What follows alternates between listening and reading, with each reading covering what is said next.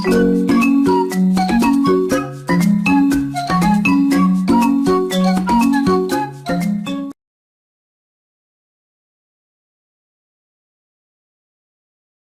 my skillet, I have about 4 cups of frozen strawberries. You can use fresh strawberries, but you will need to add about 1/4 to 1/2 cup of spring water.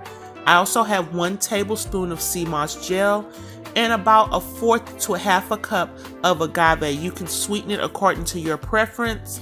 And I did add in about the juice of 2 key limes. And you want to just let that cook down.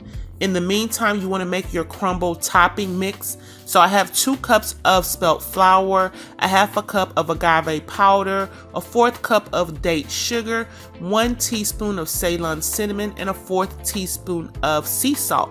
I went ahead and combined that together, and then I added in 1/4 cup of grapeseed oil. You want to mix this up until it makes a crumbly mixture.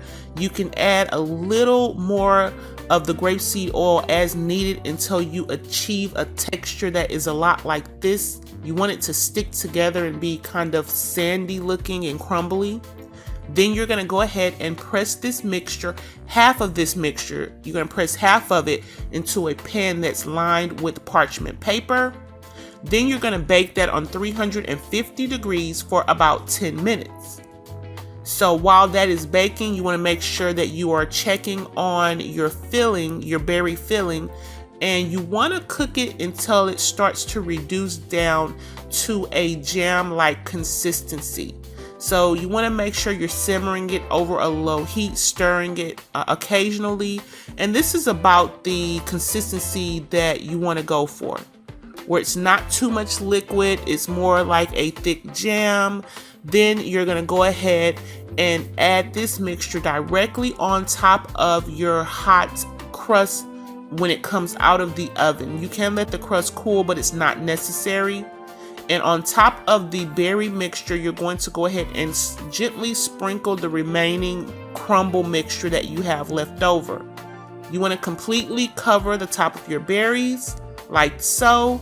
Then you're going to bake this on 350 for 15 to 20 minutes. And you want to make sure that it completely cools before you cut into this. Now, I went ahead and made a glaze using the agave powder, and I just mixed that with a little bit of coconut milk, and I just drizzled that on top, and I let that sit up. You can put a little coconut oil in there as well, and it will sit up in the refrigerator. And then I cut mine after it firms up in the refrigerator, and this is what it looks like. This is one of my favorite recipes, so I hope that you do give this a try. It is absolutely delicious. I do recommend that you store these in the refrigerator, and they can be stored for up to a week, maybe a week and a half. If you enjoyed this recipe and you would like more awesome recipes like this, I do have volume 1 and 2 of my cookbooks, as well as a bundle which comes in ebook and paperback format, available at www.alkalinemillideas.com. Thank you for watching. Please like, comment, share, and subscribe.